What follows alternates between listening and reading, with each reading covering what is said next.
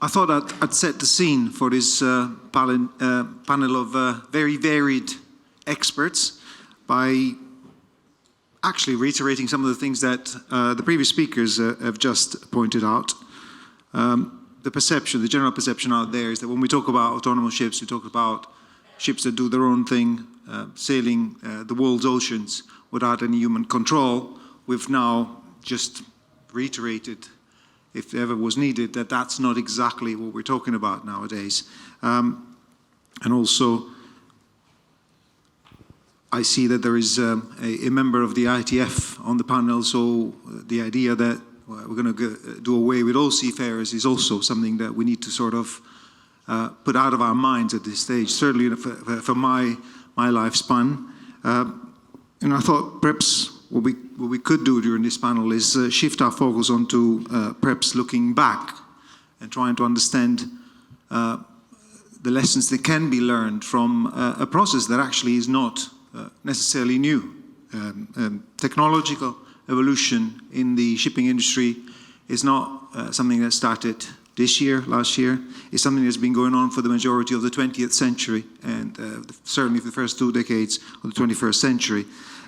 So perhaps this could be a good opportunity for us to look back and look at examples such as, the 1950s, a radar starting to introduce onto merchant vessels to automate collision avoidance analysis, and then further on we've had GPS, which was fully introduced to replace LORAN, and in the engine rooms we went from steam engines to diesel electric to our new electronic engines that we find on most ships nowadays.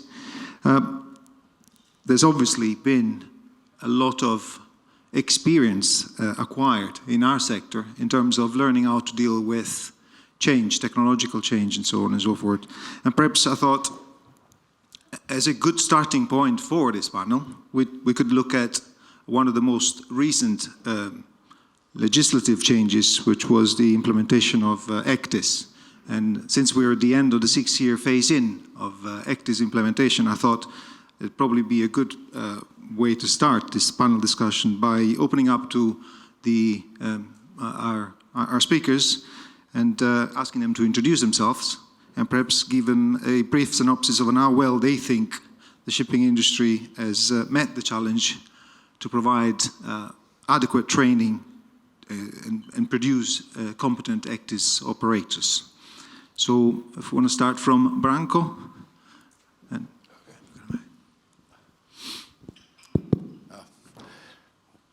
Good morning.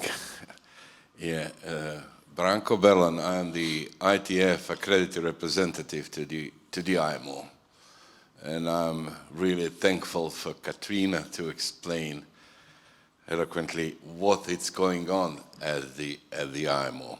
If I may, Francesco, I will have to thank you and IMEC for inviting ITF to be a panelist here on this very interesting and very challenging issue of the automation. And because I didn't comment it, I'll ask the question, if I may, just say in regard to these, because I was prepared to speak about the IMO, but Katrine take it most of what I was supposed to say. The only issue that I would like to add on that is that although the IMO in many places use the word seafarers, still we don't have a definition of the seafarers at the IMO, and we don't really know what a full definition of the seafarer is. So that's the one of the issue. The thing is also that just recently, yesterday actually, no, the day before yesterday, there is a FAL committee meeting at the IMO, and we discussed also these mass issues on there, and the FAL committee decided also to take the scoping exercise on the FAL convention. The only oppose that came from Argentina saying how to facilitate unmanned ship or work of the unmanned ship and what is the legal issue behind that. yes, the most important thing about these ships and 4 levels or 4 degrees of the autonomy is a question of the liability in regard to the level 2 and level 3, potentially on the level 4, which is autonomous ships. And for our point of view, autonomous ships mean artificial intelligence on board the ships, and that is the issue. So that's just to add, because I was prepared to speak about the IMO work, but about the EGDIS, as Francesco asked me. Yes, discussion about the EGDIS begins, I think, more than 30 years ago. And it was at the beginning about not the EGDIS, because the abbreviation EGDIS mean electronic chart display and information systems, and I emphasize these systems as a plural. It started 30 years ago as idea of a ENC, which is electronic nautical chart. And then 25 years ago, the decision was made about, in the resolution at the IMO, that the international IHO hydrographic organization should actually brought this to all ships. Now in July last year, actually EGDIS become a mandatory instrument, and we will see it very soon where actually all of this is going on. In the meantime, what's happened with the EGDIS, I will say. In the STCW, EGDIS exists just as some kind of the generic education and training for the seafarers. And also, we have more than, I think, 100 and something providers of the EGDIS with the different views and thoughts about what the EGDIS or how it should look. So we have a different procedures, but still covering all of those informations and electronic charts. And that's actually was one of the reasons that in 2015, the IMO MSC circular was made about the guidance for a good practice. You see, we find actually that it's not going well, because you have a situation on bridge actually in which different systems are installed and that the education is not enough. Is it then a familiarization that will help the seafarers? Yes, every time they change the ship or the system, they need to follow and to go on another familiarization or education. And it's just creating, I believe, a more ungood practice or bad practices happening on the bridge. So in 2015, a guidance for a good practice. In 2017, the guidance has been revised again. So we will have probably another guidance for a good practice in the future in regard to the EGDIS. In the meantime, seafarers are spending their leaves and holidays on the specific familiarization and education, and this is how it's looked their life actually in regard to this new advanced technology. All the time have to move. Thank you, Branko.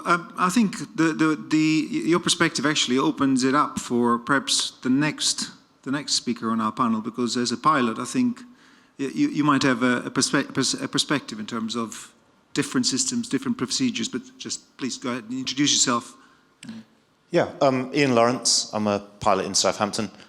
Entered the industry 21 years ago as a deck cadet, standard sort of progression through to master. Been piloting since 2012. In answer to the question about how well we've met people to train EGDIS, I think my answer is we're probably just about there, where the majority of bridge teams that I see can safely use the equipment to navigate their vessel. It's taken a long time to get there. Based purely on what I see, 5 years ago, the kind of questions that I would hear bridge teams asking each other were, how do I adjust the range scale?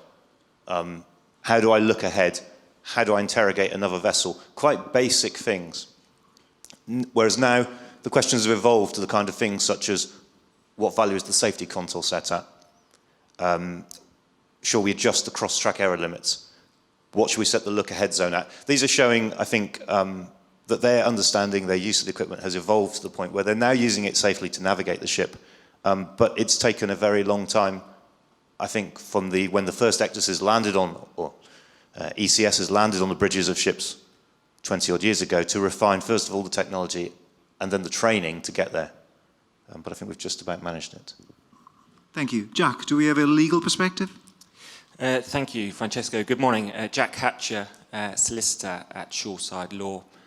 Prior to coming to the law, I was also at sea with P&O and Cunard.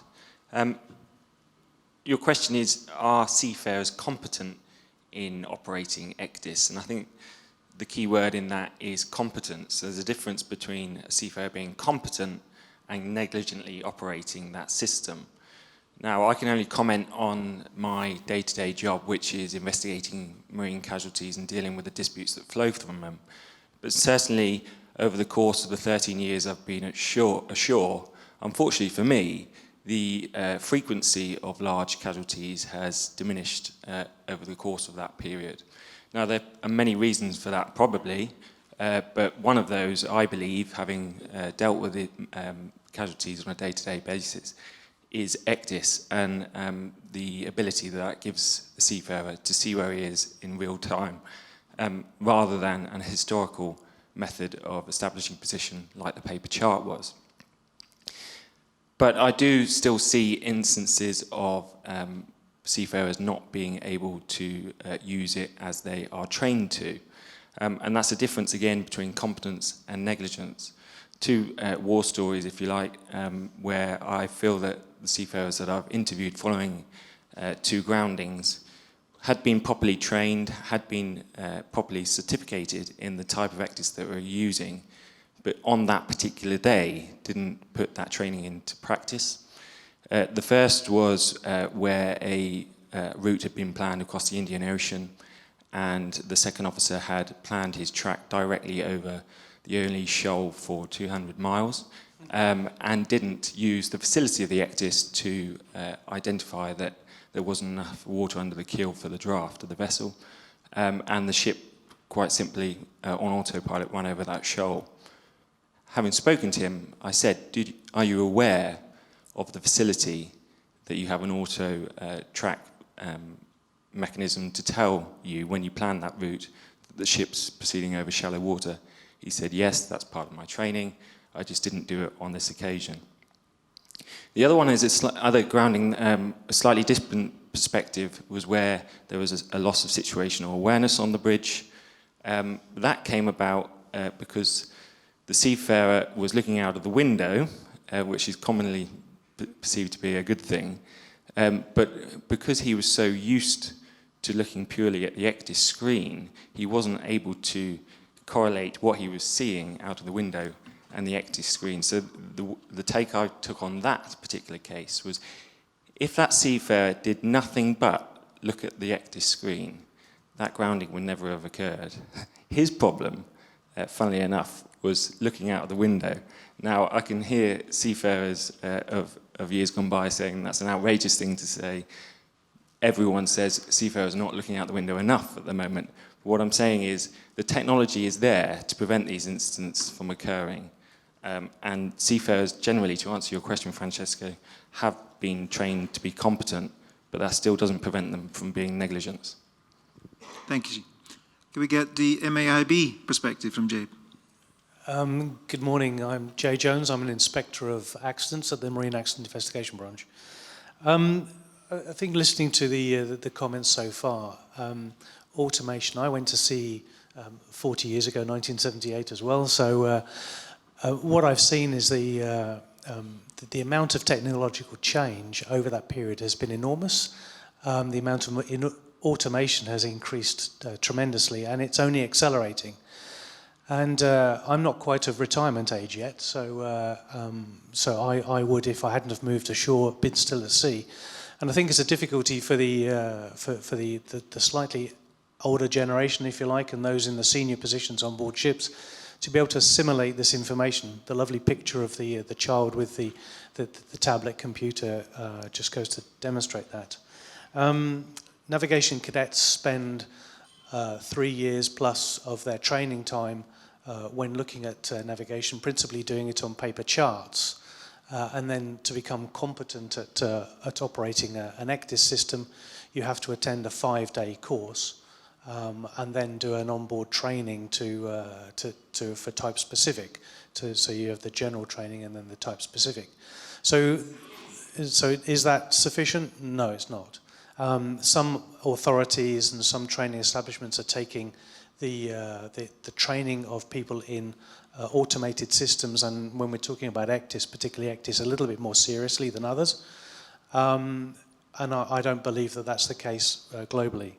So the responsibility for the training of the seafarers on board ships sits principally with the shipping company operator and whatever time the individual has on board to play with that system.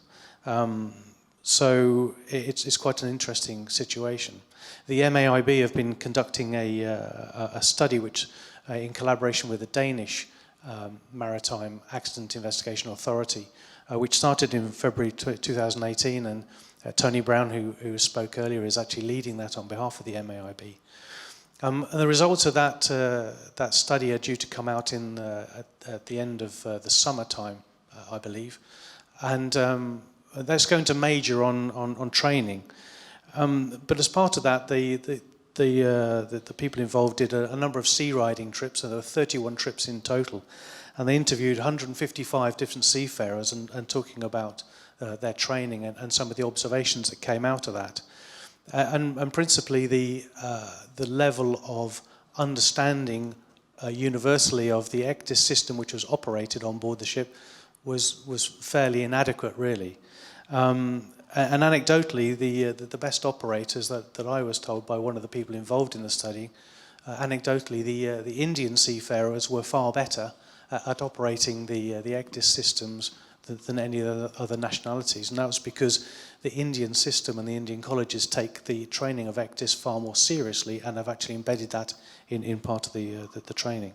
And in fact, anecdotally, one chief mate on a UK flagship, UK, was asked a question about ECDIS, and by an MCA orals examiner, and there was no ECDIS questions at all in it. He was asked only about how do you recognise that a paper chart has been updated.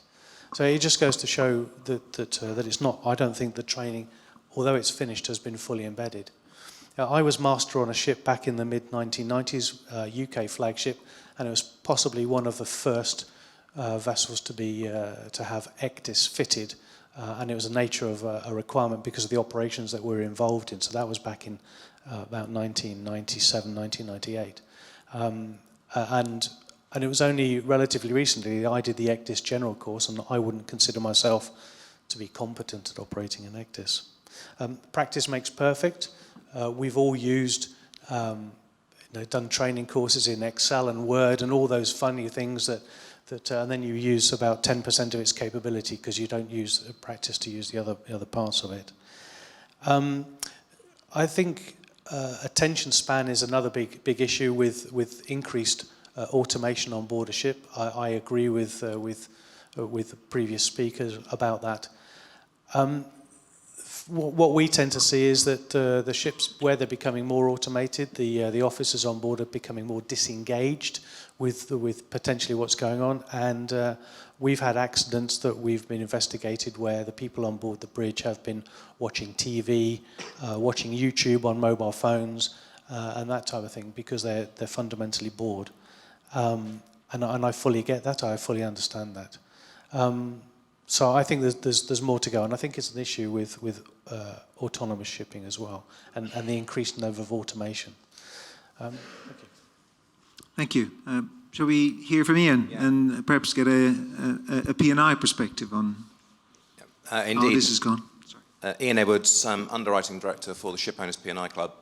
We are one of the smaller members of the international group, but we are, in terms of total tonnage, but we have 35,000 vessels, which also includes a huge number of international salvors. And it's interesting talking to the salvors that obviously they're moaning about the fact that there have been many fewer casualties. And I think our view would be that certainly technological development and ECDIS has certainly reduced the level of casualties, but it hasn't certainly obviously done away with them completely. Just on the question of ECDIS itself, certainly in obviously investigating some 3,500 incidents a year, not all of those relate to collision, grounding, etc. But certainly from our perspective, there's certainly a lack of consistency between the ECDIS manufacturers, and I think that creates some difficulty for crews if they're using different equipment. There's also been, in our experience, certainly a lot of confusion with layers, and that certainly has contributed to incidents. For us as a small ship club, obviously not all of our vessels do have ECDIS, and I think we'd certainly prefer that actually more of them did, because we do see the benefits. One thing we've also recently done is a survey of seafarers, and one of the concerns that they have is the frequency of alarms that they get.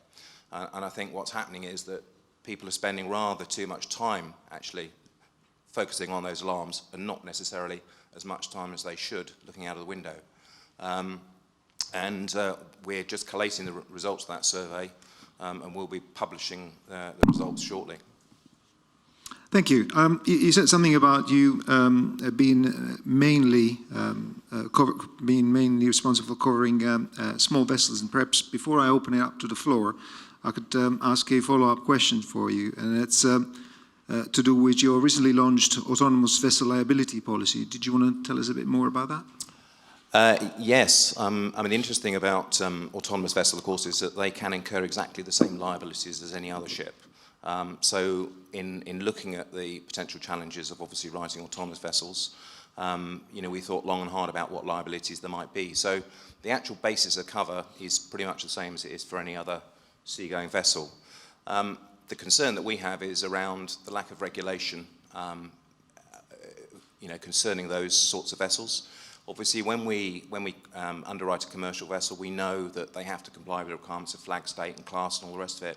The issue with autonomous vessels is, of course, that regulatory framework is not particularly in place. We already have a dozen or so entries for autonomous vessels. They are all basically sub 24 metre, and they're nearly all involved in survey work.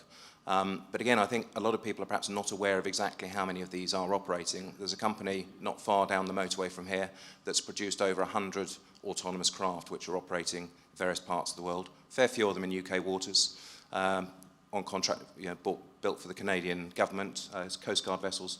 So it's very much here, and one of the reasons why we focused on it is that we do see quite a substantial shift towards more autonomous vessels. That doesn't mean, we don't believe it necessarily means unmanned vessels, but certainly the navigational side of things can already be done basically by a computer.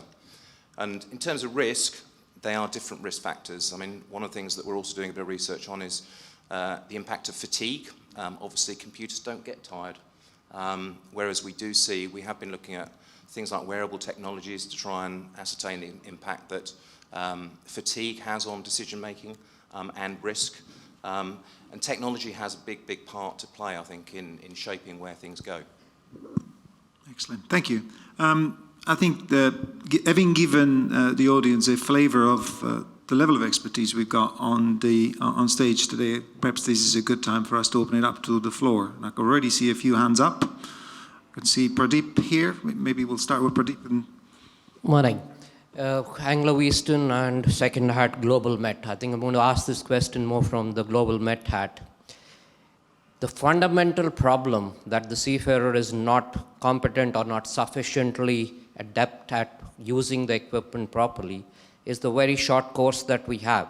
In the regulatory framework, we decided a long time ago, 5 days was enough to change over from paper charts to egg disc. There is more than enough evidence across the world that 5 days is just not sufficient. You mentioned India. Typically, most colleges in India would do it 8 days, including Anglo-Eastern. So why is there no appetite and I would like to ask the panel and maybe do a straw poll here with Shipowners, and we have MAIB, we have MCA, everyone in the room. Why not go back to the regulatory framework and look at it that if that training is not sufficient in 5 days, at least going forward, introduce something that is more, give sufficient time for that training? Because in a 5-day course, you can say you get about 2 days hands-on, and the regulations in all countries are not even saying that you need one PC per one station per candidate. Most of the flag states allow 2 stations, one station per 2 candidates. And I would like to see if there would be an appetite for a straw poll to say, would there be appetite to do? Because with Global Met Hat, whenever I ask flag states, nobody wants to kind of go back into IMO and open this, because it would again mean a lot of discussion. And in the first time around also, there were flags who were wanting 10 days, a 2-week course, but it didn't happen. Thank you. Who wants to take this? Unfortunately, I work at the IMO as well. I mean, work at the IMO, not in the IMO. The issue is that actually it's based on the model courses. And it's not a mandatory instrument. So that's an issue. But I will challenge actually the questions about, is that more education and training really bringing this on the level that everyone will reach enough knowledge? What I mentioned at the beginning is that the things are coming too fast. So it's a question actually, why not these new technology? Reduced fatigue was mentioned and everything else. Why then the new instruments that not reduce the work? Because as it is now, the seafarers are too much focused on these electronic issues on board the ships, alarms and all other things, and actually that they're skilling them. Now they are not looking reality pictures, what is happening around them. So I'm not sure that more time spending at the school education and training, we have to improve the systems, I think, rather than, and let's go maybe also in the question how the others have appetite for the recognizing that the technology is not good. Just this morning was a gentleman took many examples from airplanes. And just to mention that on the last crash of the airplane, the first investigation checked, have the pilots follow the procedures before they even challenge the quality of the instrument, and then find, yes, they followed, and that's it. That then, could you imagine if just a small part of these procedures, the pilots have not been followed? Nobody will look actually on the instruments, does the computer actually make because the pilots haven't followed in full procedures. That's my, okay. Thank you. Jay, did you want to pick up on? Yeah, I just wanted to go back to the question that the gentleman raised, and right at the very beginning of the conference, Dr. Poulis said that one of the purposes was looking at the value-destroying potential of disruptive innovation and the value-creating potential. And going back to the question about ECDIS, it has a massive value-creating potential, it really does. However, the value-destroying part of it would be the destruction of the basic fundamental of learning about chart work, because not every ship is going to have solely ECDIS on board. They will have paper charts as well. So I think that there is a balance to be struck between increasing the amount of training on technological innovation that is here today and likely to come in the future, and also looking at what backup systems that you have, and in this case, the backup to electronic ECDIS, which I agree there should be more training and better regulation of the training, but also to do that, to balance the understanding of what's being displayed with chart work itself. Thank you. I'm keen to get... Sorry, just Yeah, Pradeep. one short comment. One, that again comes back to the performance standards that we in IMO decided. And the problem with the alarms is that in the performance standards, we've not addressed a lot of these issues about how many alarms and what should be the standard alarms, rather than leaving the manufacturers into a completely open thing. So there are models. I have 26 different in my fleet of 640 ships, where you cannot even mute the alarms. And in a pilotage area, there are complaints that, what am I supposed to do? There's the pilot complaining about it, that, you know, get rid of your alarms, and the equipment doesn't allow you to mute the alarms. So that again comes back to our regulatory framework about looking at the performance standards all over again, possibly, because when we made the performance standards for ECDIS 20 years ago, we didn't have the experience that we have today. Just to add on that, thank you. Thank you. I was going to say, I'm keen on keep the discussion going on more than just one item, and I see at the back of the room there's a couple of hands raised.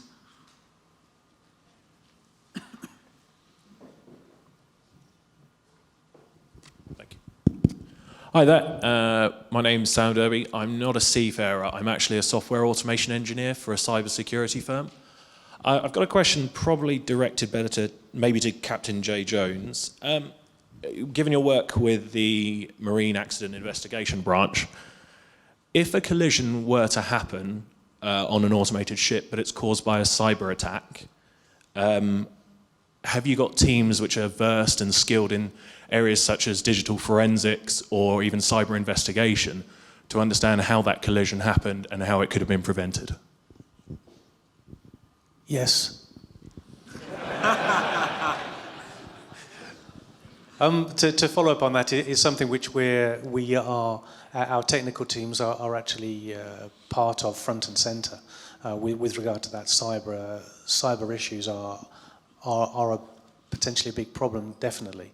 But also thinking about the software and the inevitability of an autonomous or semi-autonomous vessel accident, and where the issues of understanding the nature of what happened, it's going to be interesting, because part of the investigation is necessarily going to look at the programming and the software side of things as well, for autonomous vessels, and who has control of that.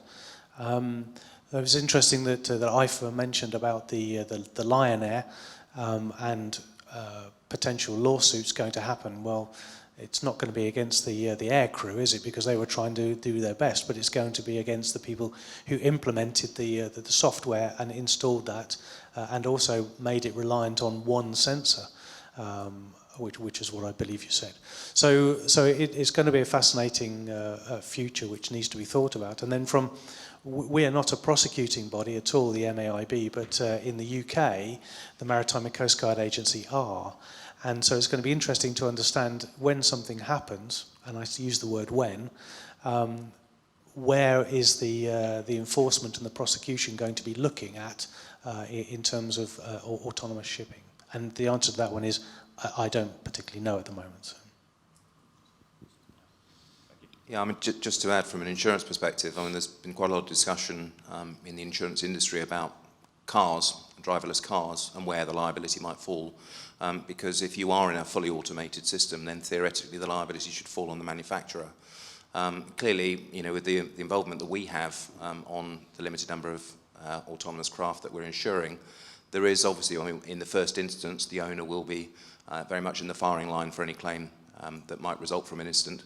But the question then is, of course, do we then have a right of recourse against, you know, the designer of the technology which was in control at the time of the incident? Just touching on 2 points about casualty investigation, because that's clearly going to change fundamentally as more and more systems become automated.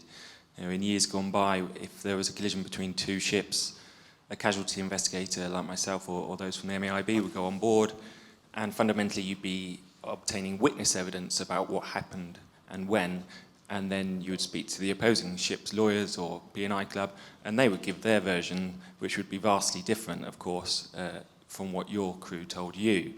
Now, of course, you've got a lot more automated systems which inherently store data.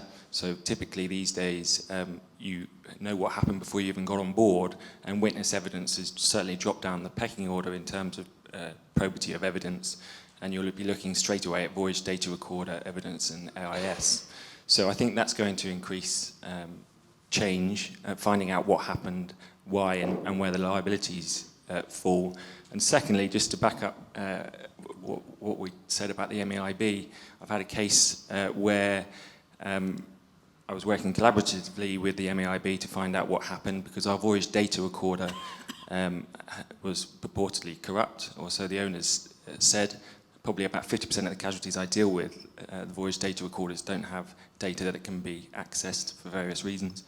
And these chaps came along and said, no, that's rubbish, we can pull all of that data out and play it back, much to the owner's horror. So these guys clearly know what they're doing from a casualty investigation and data perspective. Excellent, thank you. Do we have any other? I see a few hands. I'm not sure we can take all of those questions. Actually, I'm keen to hear the perspective of one of the cadets. We've done something fairly different from any other conference. We've actually invited some cadets, the people that are going to be dealing with this disruptive innovation in the future. And perhaps if there's a question from one of them, I'd like to give him priority. Thank you very much. Emelianenko Evgeny, Kherson State Maritime Academy, Marine Engineering Department cadet. Mr. Hatcher touched the question that I'm very interested in. He told that there is a difference between experienced master and just operator of some autonomous vessel. My company that I work in recently started taking into management old ships that are in very poor condition after previous owners. And that looked like on-board crew, seemed like the company is almost bankrupt. Company which is 70 years old, whose generations are working, whose father, grandfather is working. It's almost bankrupt. It's buying some scrap. But in 7 months after that, after I finished my contract, I had a chance to speak with a person whose idea was that. And he told me, besides improving condition of these old ships after previous owners, our seafarers of our company have chance to train. And I have another idea. What if the global fleet will be divided into 2 parts? First part, which is unmanned ship completely, which require the minimum attendance of human attendance. And another part, which is, how to say, protected from automation, where seafarers will train. And only those who train on these conventional ships without non-automated will have chance to maintain this group, which is number 1, which is unmanned ships. What do you think about that? Thank you. Yeah, it's an interesting idea. I think it will be more iterative than that. It will be gradual over time that these ships will be introduced, and probably remotely first before fully autonomous. The key question for me is maintenance of these ships. Rolls-Royce, I think, say that they estimate operating costs will be 20 to 30% lower on the smaller end of the ships for autonomous ships as compared to traditionally manned ships. But what I don't think is fully taken into account is fully manned ships, of course, continually undergoing maintenance whilst they're at sea. If you've got an autonomous ship, you're going to have a period of downtime when ships have to undergo maintenance and go into yards. So that's going to be a factor as to the progress and speed at which these are brought in, and whether there will be those cost savings that are talked about at the moment. Thank you. Thank you. We'll take one more question. I see a hand raised at the back there. I don't want to stand in the way of the coffee break. I think that's the most important part of the conference. Thank you, Francesco. No pressure. Gordon Meadows, Seabed XR. So one short observation and one short question. The first one is for any lead time in terms of major technological paradigm shift, your workforce has to be trained 20 years previously. And there's any evidence of that is the fact that we're still debating the implementation of ECTIS 30 years later and the training around it. So if we sort of use that as an example of what's going to happen in 20 years from now, people aren't going to be ready for this technology for another 20 years. So that's why this is such an important conference. The second question is around the journey rather than the destination in terms of automation. And this one is for Ian Lawrence. Do you think, as a pilot, the technology as it is produced could create the same level of situational awareness ashore that you could have on the ship, so you could do your piloting job from the shore? I think that's a very good question. In a word, no. We operate in these, the largest vessels in the world, in an incredibly complex and confined waterway. And if we were dealing solely with other regulated VTS reporting vessels, then probably yes, we could manage that remotely. But I work for a port authority whose statutory obligations go beyond commercial traffic to leisure users, all sorts of port service vessels, etc. And they're operating in the same waterway at the same time. And so, for me, the only way I can obtain situational awareness of all of the various players on the surface of the water is by being stood in the middle of it, looking at them, using the various displays in front of me, radars, ECDIS, to build that picture. And I think situational awareness comes from being in the middle of it, being aware from looking over your shoulder what's out there. And I don't think there's a camera-based solution which could give you the visibility and an ECDIS solution that would, or an AIS-based solution that would give you everything that you needed. So at the moment, I don't think the technology exists to pilot ships in a multi-use waterway remotely. Thank you. I think, as I said, the coffee break is upon us, so what I'm left to do, most important thing is say thank you to the speakers that agreed to be part of this panel. Very much appreciated. Let's give them a round of applause.